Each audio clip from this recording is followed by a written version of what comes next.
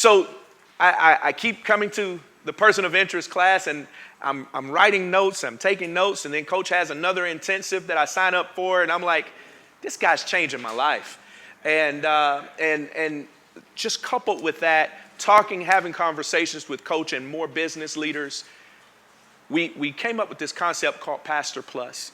I believe there's a place where ministry and marketplace can meet in the middle and do effective kingdom work. And I think that's why we're here today, is we have an aim to push pastors to find the plus side of their lives, and then also, consequently, push business owners and leaders to find where they can have a more meaningful impact coupled with the skill sets, the influence, and the leadership of pastors and how that all works together. So in that's a Pastor Plus concept. And all of these business concepts and kingdom principles work together. And I'm hearing similar language. I'm hearing things that just sound so similar. And I'm like, okay, we've got to, and having conversation with Coach White, talking to Coach Burt, they're feeling the same way. And so that's why you're here today. And I can't wait for you to be impacted the same way I was impacted as a pastor in understanding how all of this works together. And so I'm going to pray. And then the next voice you'll hear will be that of Coach Michael Burt. All right, good morning. Thank you. Thank you, man. Thank you. God bless you. All right, so first of all, I want to say I'm not a pastor, okay? Don't get mad at me. Don't get mad at me about this book I've written called The Accountable Church. You can blame my pastor for pushing me to write it, right? Now, I grew up, I'll go all the way back. I've been a churchgoer my whole life. And I remember going to the Sunny Slope Church of Christ when I was growing up, and my whole family would meet on Sunday morning, my aunts, uncles, cousins, and we would all go to my grandparents' house, and we would walk across the street to a little church called the Sunny Slope Church of Christ. And my granddad led the prayer, right? And I went there, but here's what would happen. I don't remember when I left that church on Sunday, I don't remember having any conversations throughout the week about God. I don't remember. There was no accountability. There was nothing that happened afterwards. So I heard the sermon, and we didn't have a youth program at that church. So as we began to age, my mother who was a single mom, began saying to me, we need to go somewhere where there's a youth program. So the odd thing was, I went to a bigger Church of Christ, and the youth program was good, but the Baptist church in town had a great youth program. So I actually went to Church of Christ in the morning and Baptist in the afternoon, in the evening. But thank goodness for that youth program, because I was engaged. And here's the word I want you to remember as I'm talking today. It was dynamic. It was a dynamic. I want you to think of energy in 3 states. It is either dynamic and engaging. It is static, which means stuck, bored, complacent, in a rut, no movement. Or it is entropic. I didn't know when I started writing this book, The Accountable Church, until I really got into the research, that there are 10,000 churches in the United States that close their doors every year. There are 200 churches a week that close their doors because they don't have anybody coming. They don't have enough to support. They don't have enough energy. The Greatness Factory is nice, but it's of no value unless we get people to it. It's a structure, okay? So I went to Middle Tennessee State University, where Chris went, and I remember growing up in a small town where every Sunday I went to a Church of Christ. The pastor walked around and talked to every single person. He shook your hand, and he knew if you wasn't there. Like, I missed you last week, right? Like I want you to, right? And he would walk around and talk to people. And then I came to Murfreesboro and got in college, and I really did what most college students did, man. I got lost. I didn't find a church. I wasn't engaged on a regular basis. I wasn't in a rhythm. I didn't have anybody calling on me. I didn't have anybody saying, hey, why are you not in church on Sunday morning? Which is what a lot of people, listen, I want you to remember, left to our own devices with no accountability and no structure, most people will always contract to a place of comfort. Okay? In today's world, as you know, people can go to church by watching it online. It's so much easier to wake up on Sunday morning and go, why do I have to go? Pastors are pumping out content every day on YouTube, on Instagram. So it's easy to lull into this belief Even my 7-year-old daughter gets up and says, Daddy, do we have to go to church this morning? Yes, we do. But what if I said, you know what, it'd be easy to stay home today? Because we can watch it online. I already watched a sermon online this week. So what's happening is this is a trend that's happening in the world. It's happening in my world too. Because when I'm doing events, live events, there are more people watching online that are in the room. When I went to Tim Story's church out in California, Congregation Church, that he started, there were 200 people in the room and 1,000 people watching online. So it's getting harder and harder for you as a pastor or me as a coach to get people to come back on a consistent basis, no matter how good it is, okay? So fast forward, I end up going to what I would consider a mega church. A mega church meaning thousands of people, and especially in this area, 7,000 to 10,000 people. And I was alive, but I was dead. I was going to church on Sunday morning, guys. I was sitting up at the very top. And I was just going through the motions for years. Here's the challenge. I take full responsibility for that. Wasn't the church's fault, wasn't the pastor's fault, it's my fault. But during that period I was going to that mega church, nobody ever talked to me. No church member ever said anything to me. No staff member ever said hi to me. I even worked out where the pastor did, and he wouldn't even speak to me. And I'm sitting there going, I'm kind of out here lost. It's my fault, but it sure would be nice if somebody paid attention. I think about that in the business context. If you miss one of my classes and you're in my coaching program, we call you to find out what's going on with you. We don't just let you just keep. You understand what I'm saying? So when you're thinking about accountability for the church, I begin thinking there is no accountability. I come on Sunday, I listen to the sermon, I may or may not read the Bible, I may or may not have anything to do on Monday, I may or may not come back on Wednesday night to small group, right? Like when you just leave it up to me, I may or may not do any of these things. I need accountability. We need accountability. We need a person to say, hey man, you need to be coming. You need to be involved. You need to be in a small group. You need to be, this is important for you. Like we need, as humans, we need these things, okay? So fast forward, I was dead for 7 years going to church, and I knew I wanted something else. And my wife's brother is a pastor in Chattanooga, and it's Assemblies of God. And she said, well, let's go down there and worship with him one Sunday. And I resisted her like crazy. I'm like, do we really have to go to Chattanooga? Do we really have to go do this? And we went down to this small church with 100 people. And man, we worshiped. And I cried like a baby, right? Like I was like, this is what I've been looking for. Like now, I'm alive now, right? And that one thing reignited my fire. At the same time, I read a book called The Blessed Life. That ignited my fire, right? Like God was sending all these things in my life to wake me up. This experience and this book and her brother. And man, I come back on fire and I'm like, man, I'm ready to start preaching, right? Like I'm ready to start a church. My wife was like, hold on. Like I know you're excited, but before you start a church, let's think through this, okay? But I come back, man, and I was so on fire. So I began going to churches here locally in Rutherford County until I found a church that I said, this is it, man. And I knew immediately when I walked in there. Now, this is important. Do you believe that within a few minutes or a few seconds of you walking in the door of the Greatness Factory, you have a feeling about something? Yes or no? Yes. Same thing is true of a church.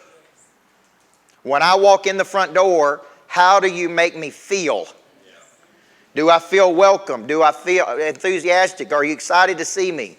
Are you glad that I'm here? Or is it warm and enthusiastic, right? I still ain't figured out why some people put the person with the worst attitude at the front door greeting people. You understand what I'm saying? Like it's like they're mad that you're there, right?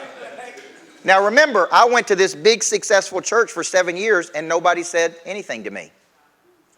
I was just one of all these people. And nobody said, how you doing? Can we get you involved in something? Can you do something? Remember, I teach our people here at the Greatness Factory, when people come to visit, I want them to stop what they're doing. And I want them to get up. And I want them to walk over and meet and greet people. I don't care what you're doing. I don't care how important it is. Stop. Make them feel important.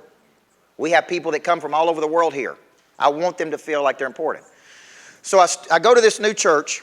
And within a few weeks, the pastor, on the way out one day, stopped me. And I really didn't know him that well. He knew me, and I knew of him. But he wasn't preaching that Sunday. And on the way out, he stopped and he said, "Hey, Coach, can I catch you for a minute?" And I said, "Sure." And he said, "I'm going on teaching leave, on sabbatical, and I would like for you to coach me. Would you coach me?"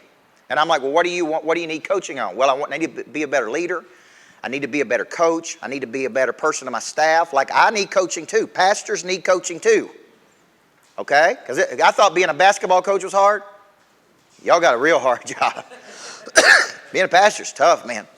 Taking on that responsibility of the flock of people that you're leading is got to be one of the toughest things in the world.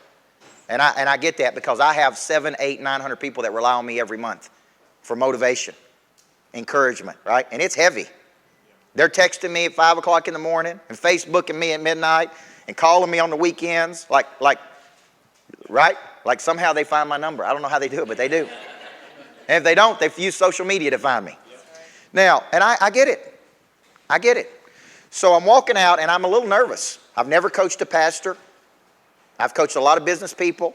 I've coached basketball teams, but I've never coached a pastor. And I'm like, what am I going to coach this pastor on? Like, what does he need? And so that prompted me to start studying the fastest growing and most successful churches in the country. And I began studying people that had very dynamic churches. And I began to study, why are they growing? What's going on with them? What's their philosophy? How's it working? And what I began to see was these correlations between us engaging with large numbers of people in a coaching business and what I thought these churches needed to be doing that they weren't doing. Does that make sense? And so I began to say, here's an outsider's perspective. I'm just a churchgoer. I'm not a pastor, and I'm not trying to be critical, but you asked me to coach you. And I just began just giving him counsel from, this is how I would coach you if you were a business person. Here's how to engage with people. Here's how to keep people excited. Here's how to restructure your groups so the groups are more dynamic. Here's how to capture people's information. Here's how to follow up with people. Does that make sense? Like in most churches today, like if you don't go for 6 or 7 weeks, nobody calls you.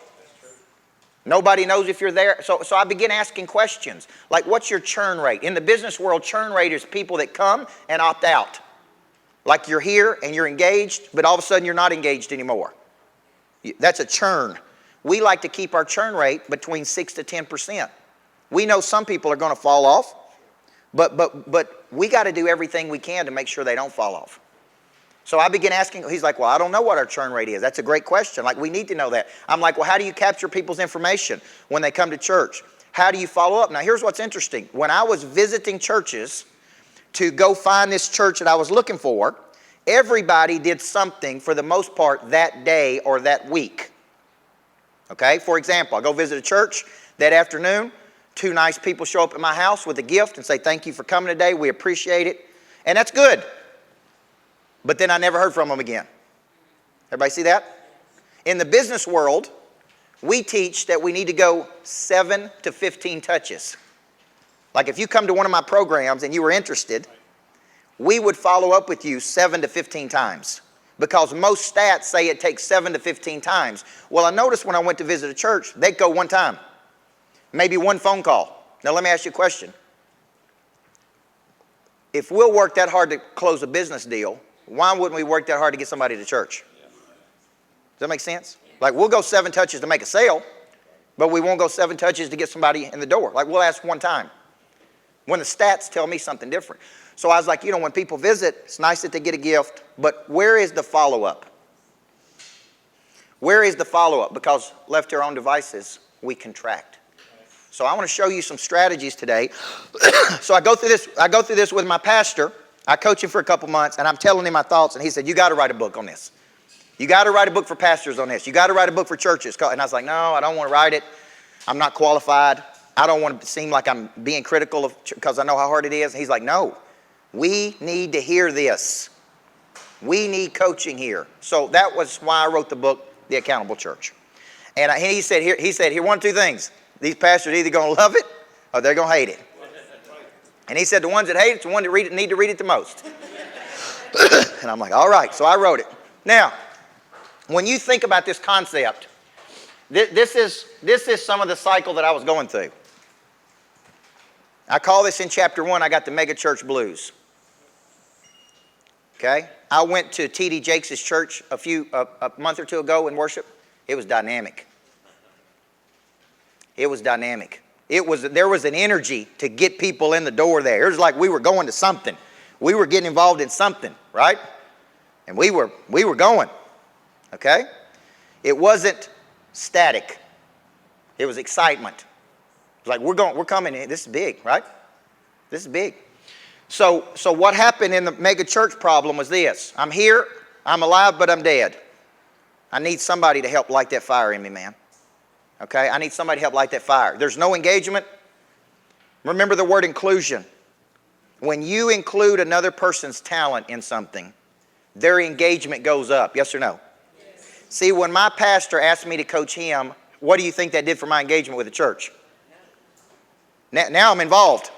Now he's like, I want you speaking at men's conferences for our men. I want you doing it. When you just ask a person to be engaged and involved in something, include their talent. The best thing I ever did in my marriage was include my wife's talents in our business. When I begin to include her talents in the business, we're not separated. We're one unit trying to go do something big.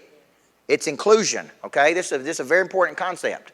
Okay, meet people where they are and engage with them. And at the end of the day, real problem is there's no accountability. Now, what's the problem with not having any accountability? If I ask 10 people right now, what did the pastor preach on Sunday morning? How many of the 10 do you think could tell me? Yeah. Now let me ask you a question. If I've forgotten by Tuesday what the pastor preached on Sunday, what's the likelihood of me internalizing it? Right? Like most people couldn't even tell you. When I teach a subject to our business people, we stick on that subject. They get an email from me on Sunday. They have an accountability session with me on Monday. They get another email on Tuesday. They get to see it up to 6 or 7 times. I break the concept down. We feed it to them in a podcast. We feed it to them in a video. Like for 30 straight days, we drill that concept into their head. Because I want them to retain the information. If they don't retain it, they can't internalize it. If they don't internalize it, they can't change. Where there's no engagement with something, there can be no transformation. Right. Everybody see that? And where there's no transformation, there's nothing for me to talk about. Referrals for you is going and telling other people, come to church. Come, you got to be part of this. Get involved in this. Well, where there's no transformation in my life, what do you want me to go tell people? Right. What do you want me to go? There's nothing for me to tell. Like you want me to go, man, you got it. You got it. You want me out there recruiting for you. No different than I want my customers out recruiting more customers for me. Right? So this was really my problem. There was no accountability. And because I was a basketball coach, my buddy always asked me, now, did you just practice one day when you coach them basketball kids? I said, no, we practice every day. Same thing is true of your spiritual life. Where you don't work a muscle, the muscle atrophies. Okay? Well, left to my own devices, I don't want to work the muscle. I need a person creating a little bit of tension in my life, okay? Now, so here's human nature. And I can tell you from being a coach for 27 years, this is human nature. We start with good intention. We fall off the wagon or fail to follow through. We experience guilt. What is the guilt associated with? Yeah. Lost potential. Wasted time. Wasted energy. We start with good intention. We fall off the wagon. We experience guilt. This is human nature for people, yes or no? Do you know how many people come to me as a coach? I want to change my life. I want to do better. I want to produce. They're excited, and that excitement lasts all of 2 weeks. Yeah, okay, if you've never read the book by Eugene Peterson, Long Obedience in the Same Direction, number one, it's a great title. Long Obedience in the Same Direction. It's really a book for pastors. And he talks about how people would get excited. They'd go through a building fund. They'd raise money for the new building to expand the church. Then they wouldn't come to church. Then he'd go see them and say, hey, you haven't been coming to church. And they were like, hey, pastor, we did it, man. We raised the money. We won. Like you don't expect me to come every Sunday, do you? Like Sunday's my fishing day. Like, what more do you want me to do? I helped you raise the money for the building. Like, and here's one thing he said. He said, for every excuse that he overcame 2 or 3 more popped up on why they couldn't come. The more I have studied human nature, do you know that I'll have a person one week tell me I'm on fire, I'm doing better than I've ever done, coach, you changed my whole life, and the next week they want to quit. One thing goes wrong, one thing they don't like, one thing, right? Then they've already fallen off the wagon. And I see this every single day. This is a vicious cycle. We start with good intention. We fall off the wagon. We experience guilt. So the question becomes, how do we help people break that cycle? How do we keep feeding into them? Okay? How do we keep pouring into them? Because if I come to church on Sunday and then nothing happens on Monday, nothing happens on Tuesday, nothing happens on Wednesday, then next Sunday, it's like going to the gym. The first day you don't go to the gym, how easy is it not to go the next day? It's like, man, I got to get up early and I got to, right? You know how I broke that cycle? I hired that dude right there. See that big dude over there, Jorge? Jorge gets me out of bed in the morning. Makes me work out, even when I don't want to. You know why? My human nature is to wake up and go, I'm tired. I don't want to go. It's so easy not to do it. Then tomorrow it's easy not to come back again. Same thing is true of church. Would you agree? First Sunday you don't go. It's like, hey, I can watch it online. Next Sunday, it ain't that big deal. It's pretty outside. Yep. Hey, this is my fishing day. Yep. Next thing you know, you miss 6 straight weeks. Yep. But here's the deal. Nobody called you. Nobody talked to you. Nobody asked you what's going on with you. Nobody engaged with you. I want you to put that in a business sense. We would never let somebody do that in the business world. We would go 7 to 15 touches. So I would ask you, if somebody visits your church today, what happens? How much do you engage with them after the fact? Do you even capture their information? See, to me, information is critical. Phone numbers, emails, I need to be able to follow up with you. Because no interest today may be no interest tomorrow. You may not be interested in joining our church today, but there could come a time you are interested. So here's what I'm going to do. I'm going to have good intention, and I'm going to keep following up with you. How's it going? Let's keep you engaged. Now, when you study great cultures, there's a book out there called The Culture Code that studied the best cultures in the world. Navy SEALs, San Antonio Spurs, teams that win a lot. Do you know that they found that the teams that touch the most, high-five the most, win the most? If you're watching a sports team, the teams that touch the least, make eye contact the least, lose the most. Those are called cues, belonging cues. How do we make people feel like they belong? Well, here are characteristics of high belonging cue cultures. Close physical proximity, eye contact, handshake, pat on the back, right? Lots of short, energetic exchanges, high levels of mixing with each other, lots of questions, humor, actively. Like these are clues. These are things that build high touch, high environment. So good. And this is very important. Because if I go somewhere and I don't feel like I belong, how you make a person feel really matters. When I'm with you, how do I feel about me? Okay? We know that when people go to church, especially for the first time, they're nervous, they're shy, they're anxious, right? You understand what I'm saying? Like when I went to T.D. Jakes' church, I had never been there before. I didn't know where to park. I didn't know where I was supposed to sit. I didn't know how it was going to be. I didn't know how the worship was going to be. Like as much as I've gone to church in my life, I was nervous. How they make you feel is real critical to bringing that down, because your brain has something called the croc brain, the alligator part of the brain, that when it gets scared, it contracts. And if I feel scared, then I'm like, I'm contracting. Okay? You don't want people to feel that way. You want people to feel comfortable. Okay? Now, when you think about including people's talents, so here's what's really interesting. I went through this revival with my faith, and man, I was on fire. You know when a person has a recommitment to their faith, how on fire they are? Yes. And I begin going, hey, we need to do this, we need to do this, we need to do this, we need to do this. And people look at me like, calm down.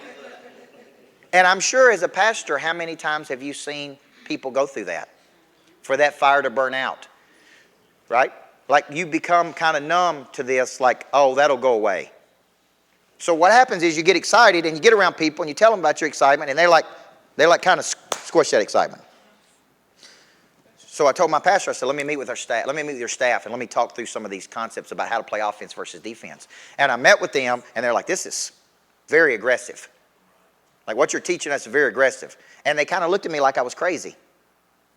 Like, who are you? You're not a pastor trying to tell me how to run this church. And I'm like, I'm not trying to tell you how to run the church. I'm trying to I believe you can't see the picture when you're inside the frame.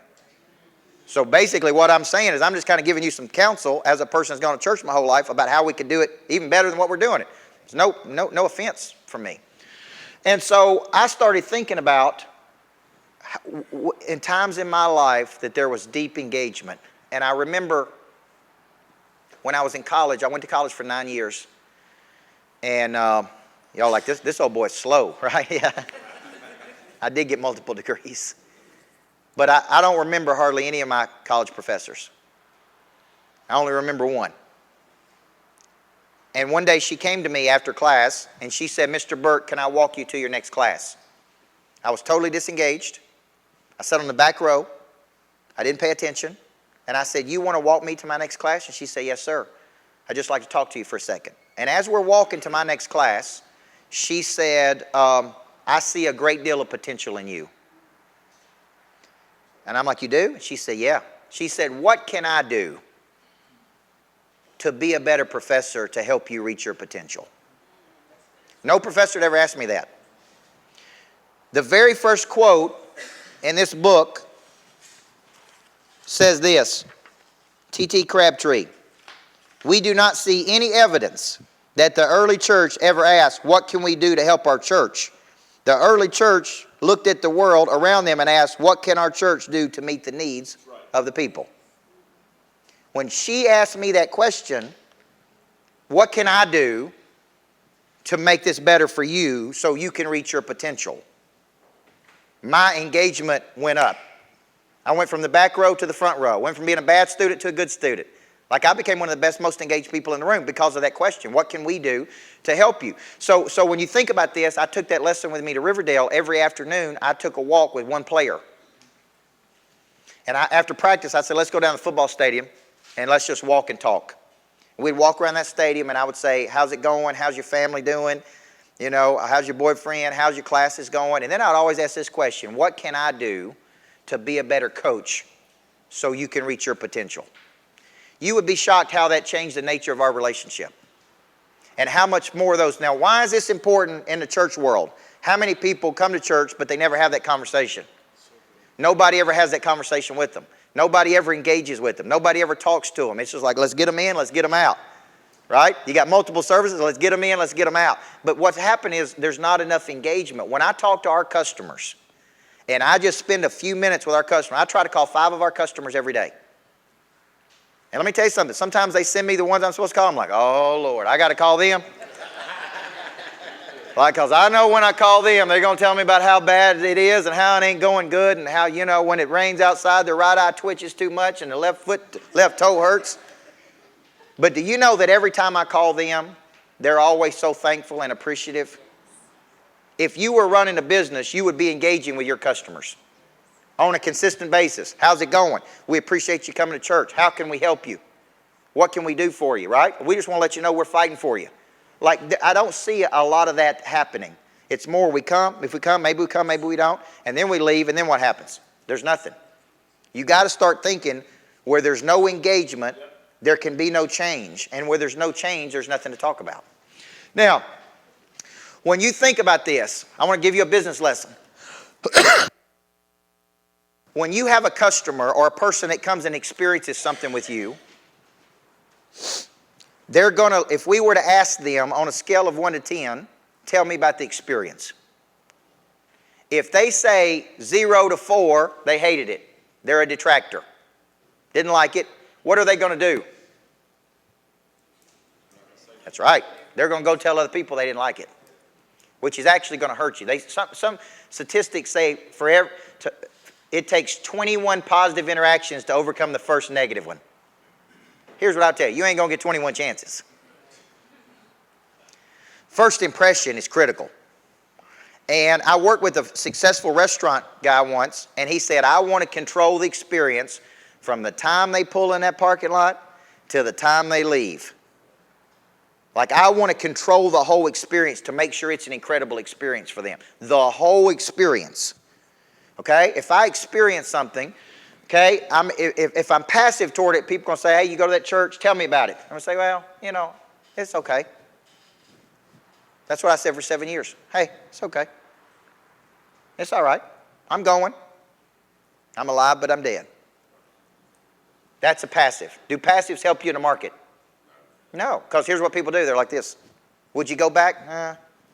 A detractor is a hater. They drink the haterade. And here's the deal. When you push hard, you will build detractors. Yes or no? Yes.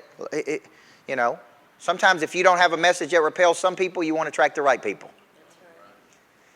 Now, when you're thinking about it, the promoter is a person that when you ask them, they say positive things, but here's the problem. They got to be asked. And a lot of people believe this is what we're trying to build, promoters, people saying positive things. But what I'm trying to build are what's called advocates. Okay? And an advocate, is a person that is advancing the cause. They're having conversations with people. They're recruiting people for you. So my question for you is, how do we build advocates? Because imagine having 25 advocates. I bet if you looked at your church right now, there could be 25 people in that church that are on fire. They're totally engaged.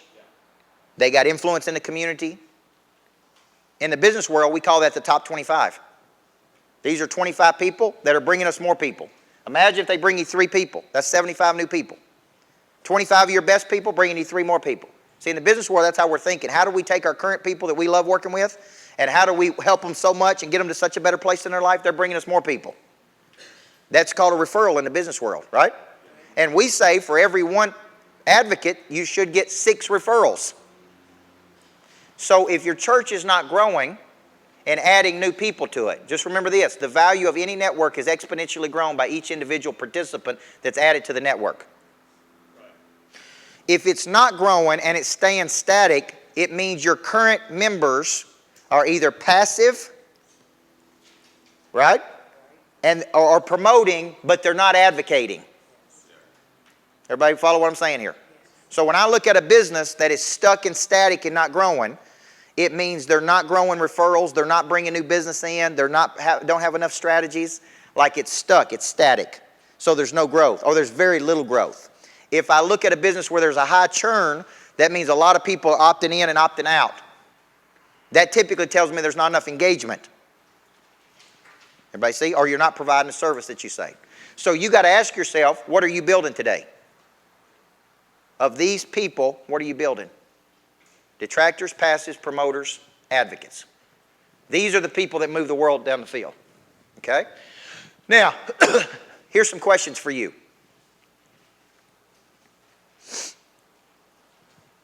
Do you know right now who is showing up and who's not showing up?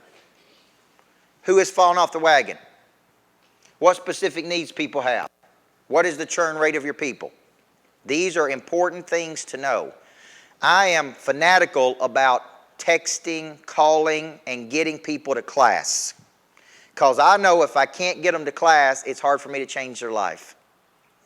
So we're constantly, I'm like, has everybody been called? Has everybody been touched? Right? Why are people not coming? What's the problem here? How do we engage with people? Well, when I ask my pastor, like, how do you know who's here and who's not? He's like, we don't know. We don't know who's here and who's not here.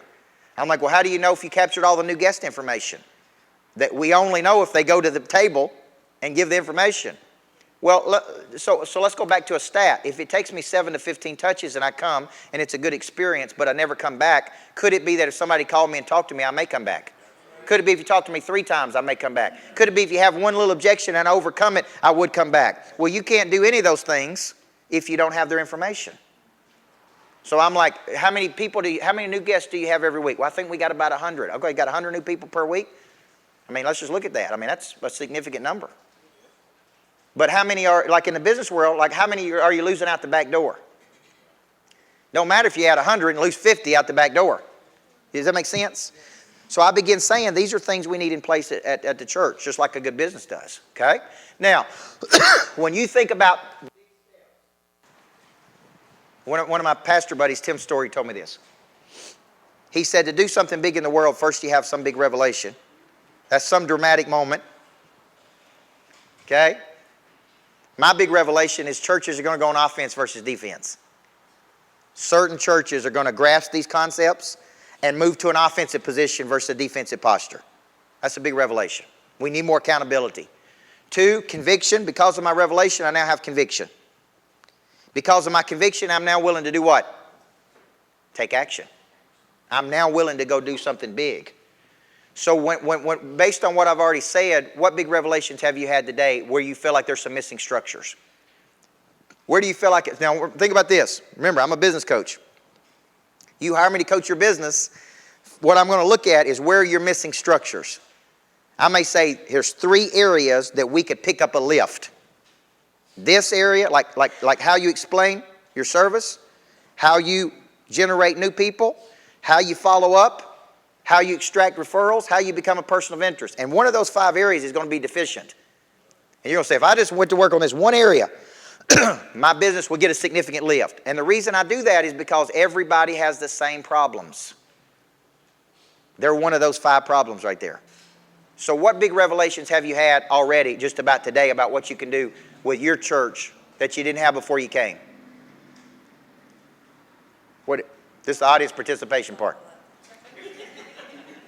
You ain't used to the pastor asking you questions. You got to answer. Let me tell you something, too. When I speak at church events, it's one of the hardest groups I've ever spoke to. I'm like, hey, they don't laugh. They don't smile at me. I mean, like, I have such a heart for pastors because it's a totally different deal, right? It's a different dynamic. Like, man, I want them to laugh every now and then and joke with me a little bit, okay? And engage with me a little bit. Like, give me some feedback. Okay? So what big revelations have you had so far about playing offense versus defense? Chris? I think, Coach, when you talked about closing the back door, often we're always focused on the people who could potentially come. Yep. And we negate the ones that are actually coming, and we never touch them. Yep.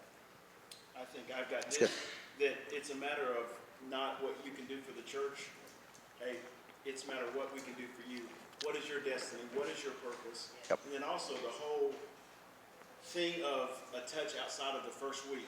Yep. That a lot of churches, even us, it's convicted me of, they get a gift, they get a letter, they may get a call, but what in the world are we doing the next 2 to 3 weeks? That's right. When they could have went on vacation that That's right. next week or whatever to bring them back, because we know it's the 2nd, 3rd visit That's right. that does it. That's right.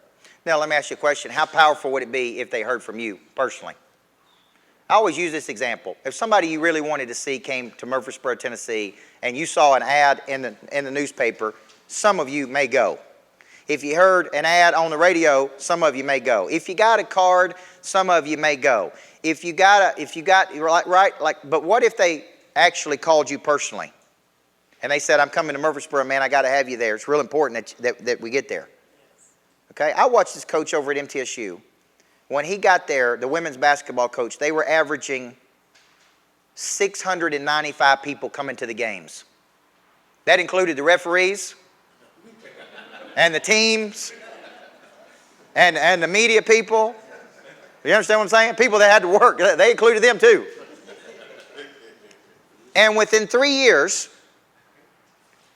he was averaging over 4,000 people a game for a women's basketball game in MTSU.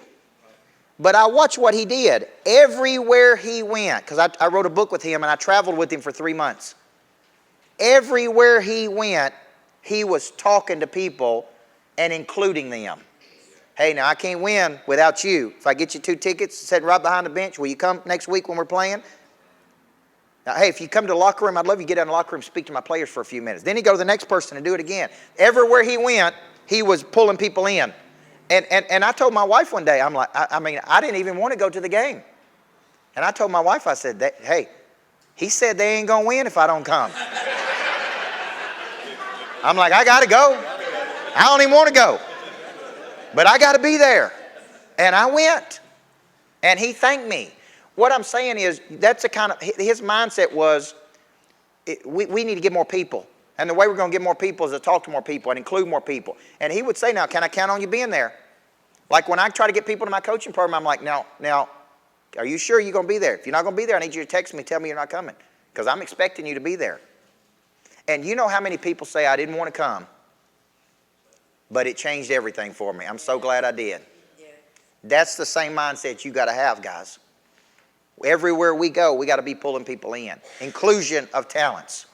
Now, when you think about this Andy Stanley concept, and I love this. They have this theory with Stanley, and I took this with my business, is that every person you have is in one of three categories. They are in the foyer, and the foyer is they're barely in the door. You know when a person comes to your house and you don't really feel comfortable with, so you don't even let them in, like they stand in the foyer? They're just in the foyer.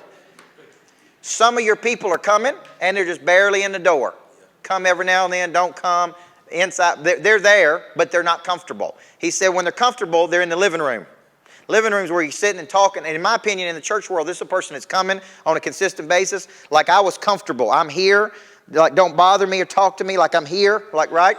And then he says you move, for the people who are serious, they move to the kitchen. Because the kitchen in the house where all the serious conversations take place.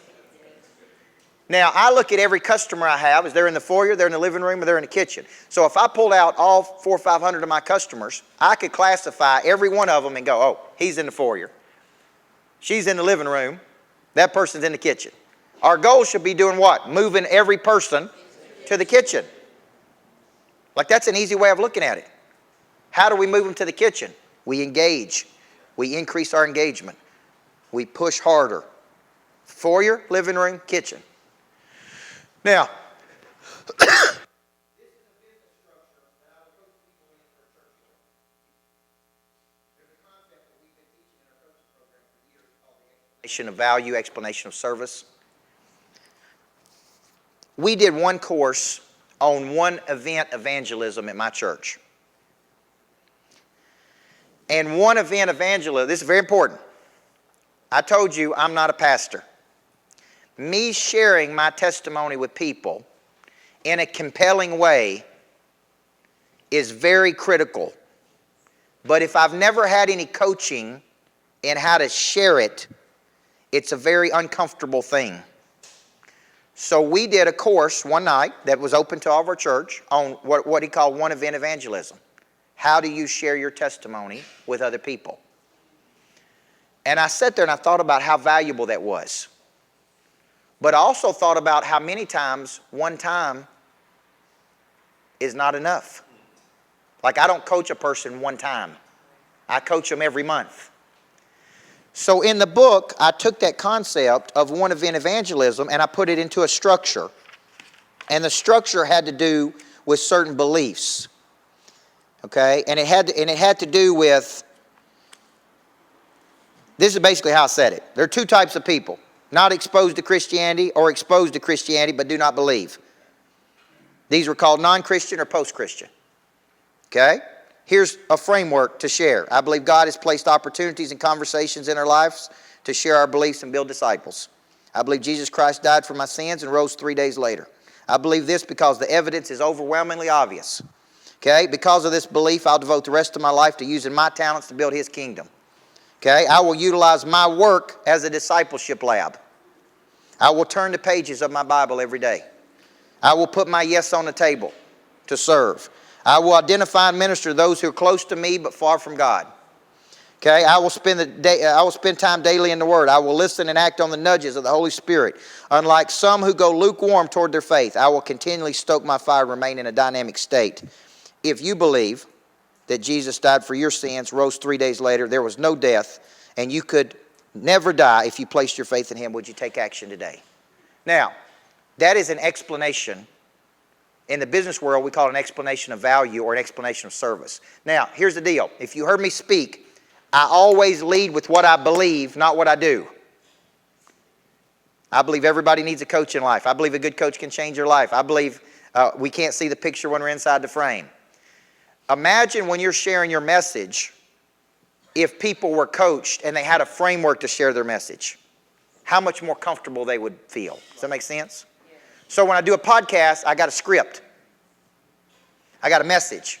If you said, sit down and explain your services to me, I'd say, well, let me tell you what I believe. Let me tell you why I believe it. Let me tell you what it is we do. Let me tell you how we do it different. right? And you could say, oh, I believe that too. Okay, good. What's the next step? Hey, I'd like to invite you to this. So I started telling my pastor, we need to be coached in how to explain this in a better way. Because we would never get in front of a prospect to pitch our services and not have a script. Right? Like you're telling us, go out in the world, make disciples, go out and share your testimony, go out and bring more people to church. We're telling you, I don't know how to do it. Like I want to do it. Right? So here's the solution. Just invite them to something. Just invite them to something. Well, I need to be able to say, I believe, right? I believe this. I believe this. Because of that belief, I'd like to invite you to this men's event on Friday night. Like I need you to coach me. I need you to quit assuming that I know what to do. Right? Does that make sense? Okay. So when I look at the one event evangelism, I look at it as, hey, coach me on a consistent basis and help me understand this. So I feel more confident, so I'll go do it. I mean, how many people go out in the world and never ever share their personal testimony? Never ever invite a person to church.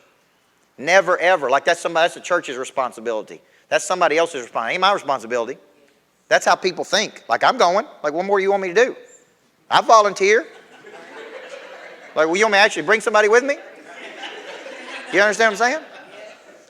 But if you were in the business world, if you were one of my best clients, Brian Covey's one of my best clients back there at Loan Depot. Let me tell you something. I'm always asking Brian, who else can you bring?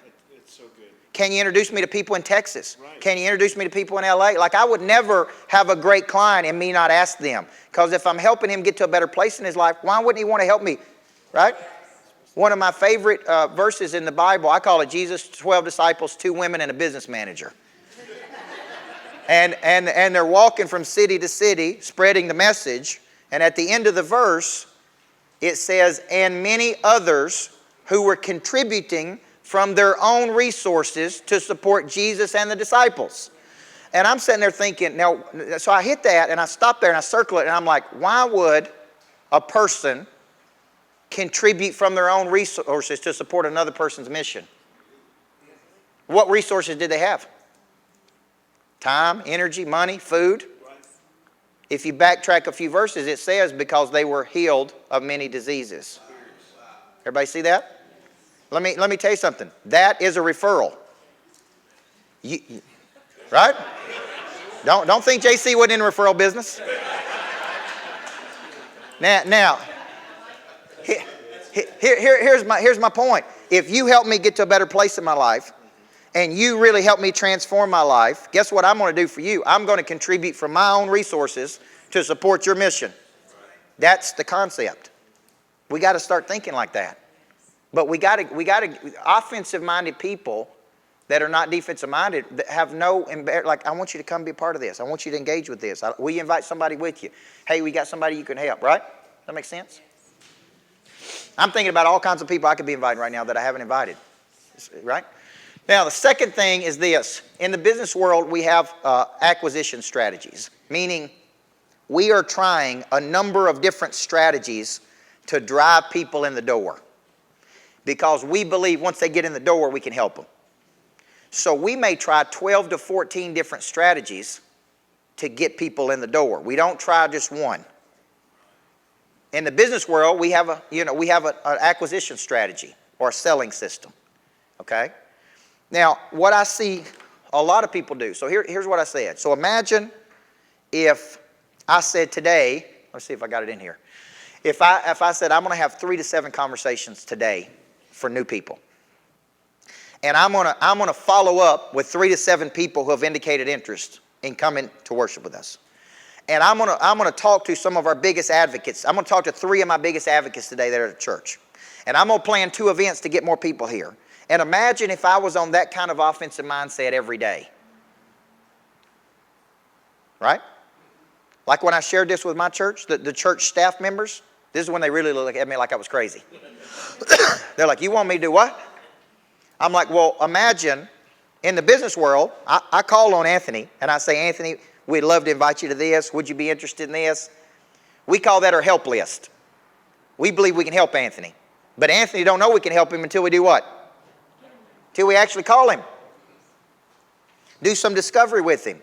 Ask him some questions. I'm not trying to sell him anything. I'm just trying to help him.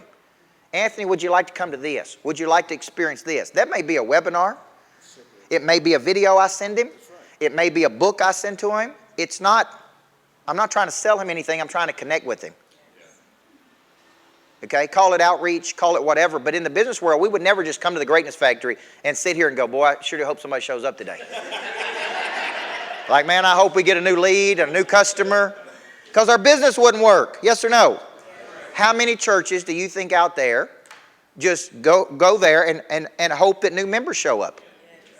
And they don't have a strategy to go out into the marketplace and go, hey, how do we go out here and get those people who are out there in here? We need to be calling on people, okay?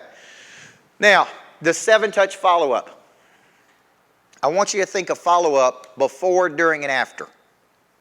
Number 1, we need to call on you and expose you to this idea. Number 2, we need to follow up because we got to get your attention. That make sense? Number 3, once we get you in the door, it starts a new follow-up system. Now we need to be engaging with you, talking to you.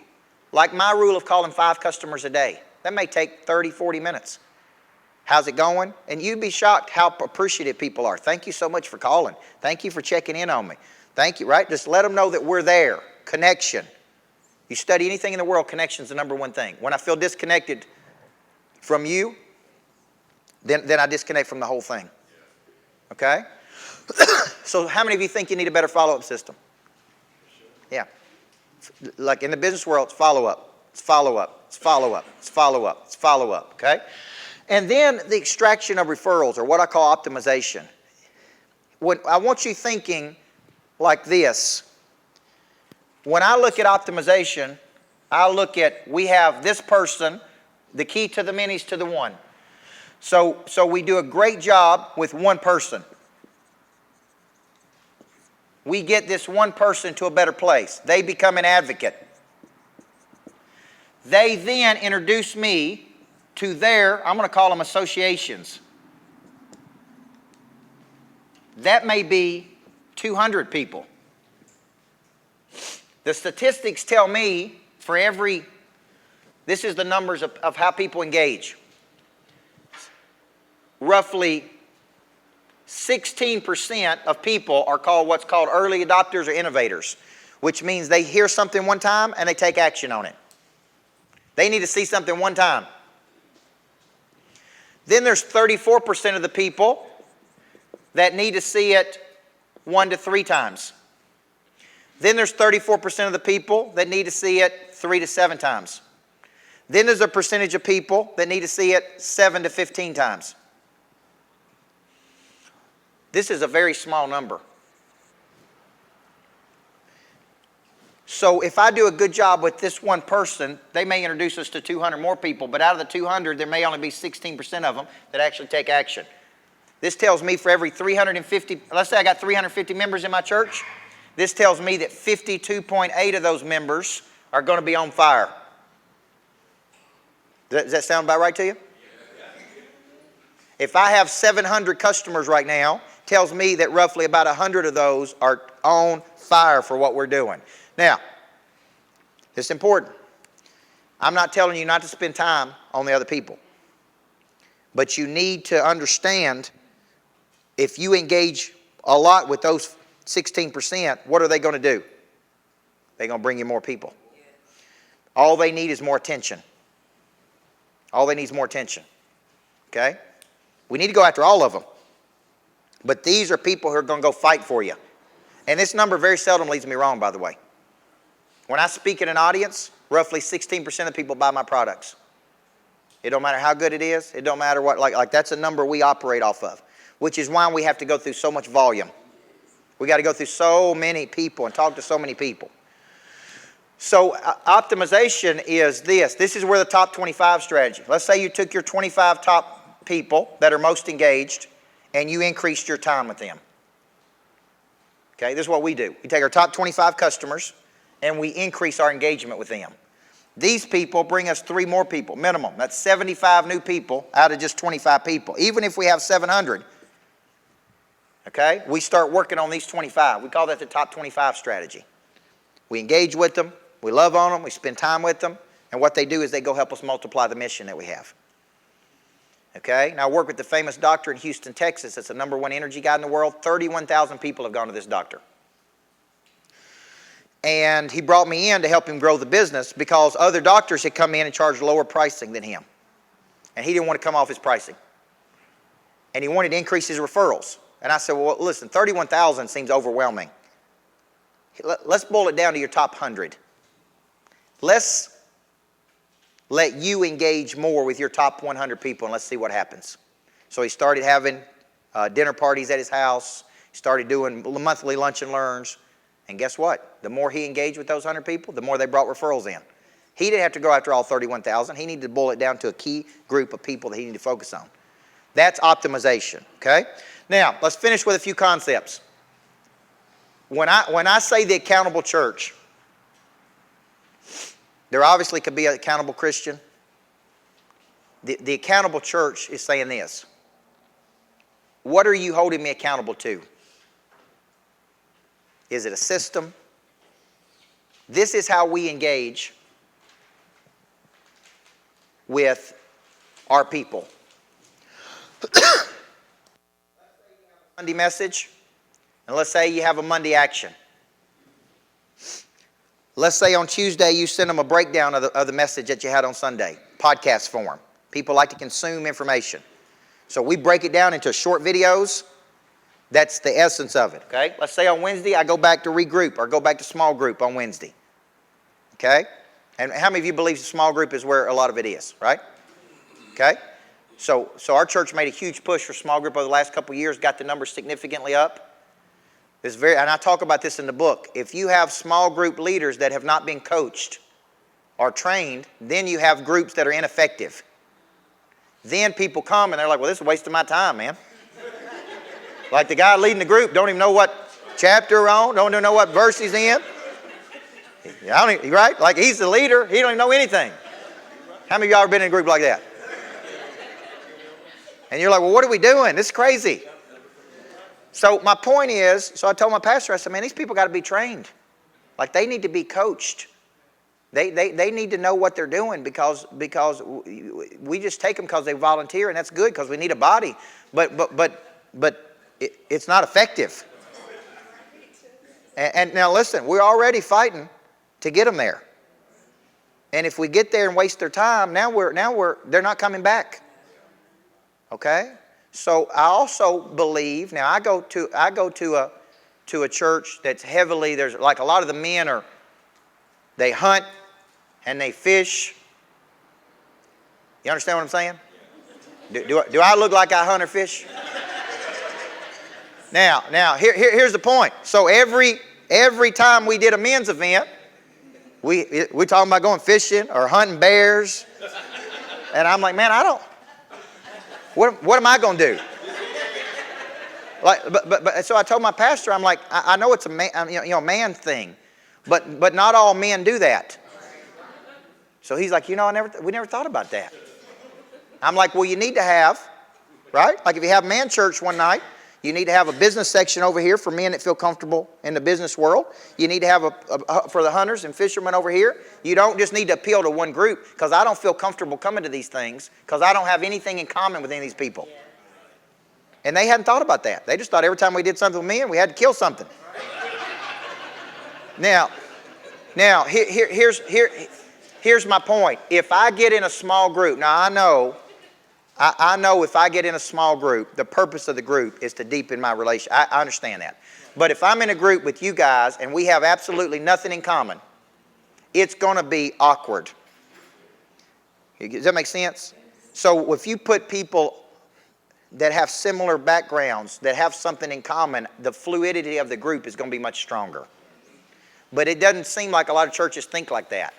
It's like, let's just put you in a group. I don't have anything in common with these 4 people. It's okay. Just suck it up and smile. Right or wrong? So my point is, like gravitate toward like, association breeds assimilation. So if you had a group, if you said, hey, I want to get you on a path, I want to get you on a plan, and I'm going to give you something every day. So I don't know if I put it in here the way I tackle a week, but every Sunday people get a message from me at 5:30. Every Sunday. And that's a positive message toward the week. Every Monday at 4:30, I do an accountability. Now, this is important. Pastors can be doing this too. Like I do an accountability session, meaning I'm going to teach online, and you can log in from anywhere in the world for 30 minutes. Never underestimate the need to re-enthuse people. Okay? So on Monday, I say, jump on that call with me every Monday. Call with Coach. I'll keep you motivated. Now imagine if I taught the sermon on Sunday. You got a breakdown of the sermon, message. On Monday, you got a little 30-minute session with me, and I'm breaking the concept down. We do track who's on there and who's not on there. Then on Tuesday, you get action items or a podcast. Now I'm listening to it. I'm deepening it. On Wednesday, I go back to small group or do something. On Thursday, I have something. See what kind of rhythm I'm in? And now it's not I come on Sunday, then nothing happens the rest of the week. Or it's up to me. We got to sell people on this rhythm. You need to be doing it every day.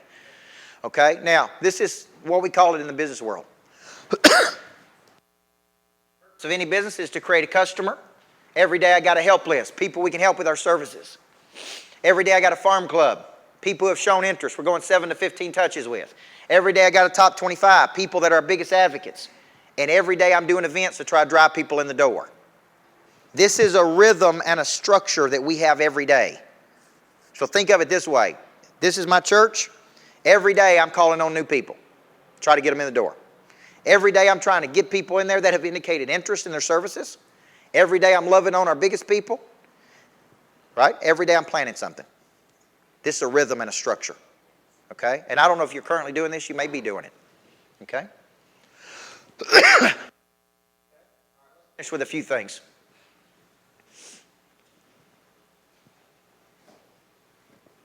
When you're thinking about something that you're involved in, how many of you have ever been really excited about something only to lose your fire and enthusiasm for it? It's human nature. When you're thinking about building an accountable church, I want you to think about, is our church in one of these 3 states? Is it dynamic and engaging? Is it static and stuck? Or is it entropic and we're headed in the wrong direction?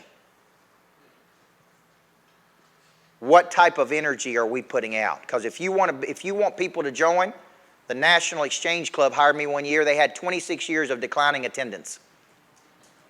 And they wanted me to come in and help them build attendance. And I went to one of their meetings. And I quickly figured out why they had 26 years of declining attendance. And I asked the number one person, I'm like, have you ever been to one of these meetings? Like it's not dynamic at all. It ain't engaging at all. Like, why would a person spend their time coming to this? Okay? Now let me go back to my little church that I grew up in. Nobody had that talk with them. That church is still alive, but I bet there's less than 30 or 40 people that go there. It's not dynamic. It was always static, going entropic. Somebody should have said, hey, the purpose, we got to get people in the door. We got to go out and get people in the community and come in. We got to build something dynamic. So you got to leave here today and ask yourself, what can we do? Now, my pastor, church about 7,000, they're doing a lot of these things. But he said, when I read your book, there are things in that book that we need to be doing that we are not doing. We're doing a lot of good things, but there's so many things. So today, my hope was you pick up something where you go back. And if you're trying to build something dynamic, doesn't matter what you're pushing. This concept will help you start thinking high touch, high frequency, offense versus defense. It'll put you in an offensive mindset versus a defensive capacity.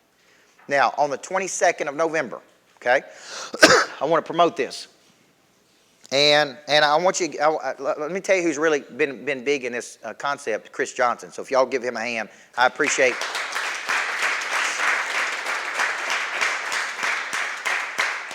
I do believe every pastor in the world needs a coach in their life. I believe that. I believe with all of my heart that you need somebody coaching you.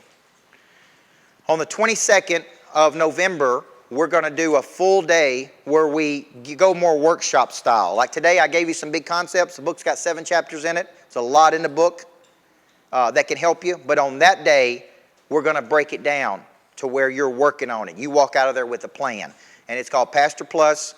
It's going to be at Mount Zion, right? Zion Christian. Sounds close. Zion, Mount Zion. It's going to be a Zion Christian. And I love doing these one day. We call them intensives. And an intensive is where we go deeper. This is an introduction. This is like the appetizer. But imagine walking out of there with your 7-touch plan. Imagine walking out of there with, hey, we're going to get our staff doing these 4 things every day. Imagine identifying who your 25 main players are. Imagine walking out of there. And my hope for that day is that you will walk out of there not just thinking about some of these things, but actually have the plan. Not long ago, we went to a workshop in Denver where part of the time was spent teaching, but the other part was actually working. Like you left with a plan. You didn't leave with homework. You did it in the room. And to me, I want that day to be about that. It's a Pastor Plus event. I want to keep you motivated and excited, but I really want to break down concepts for you that you can take with you. Does anybody have any questions from today? Now the books are on sale for $10. If you want to get a book, they're here. They're $10.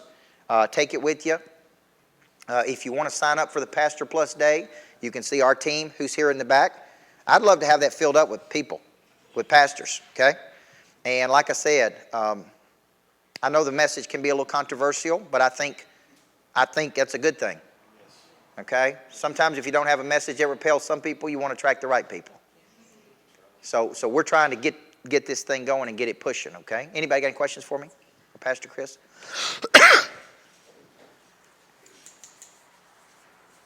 You feel like this was helpful today? Got you thinking about building something out there? Okay, good. Good. Yes, sir. I think the first thing a lot of people are going to say, if he's not a pastor, he don't need to be telling us how to build churches.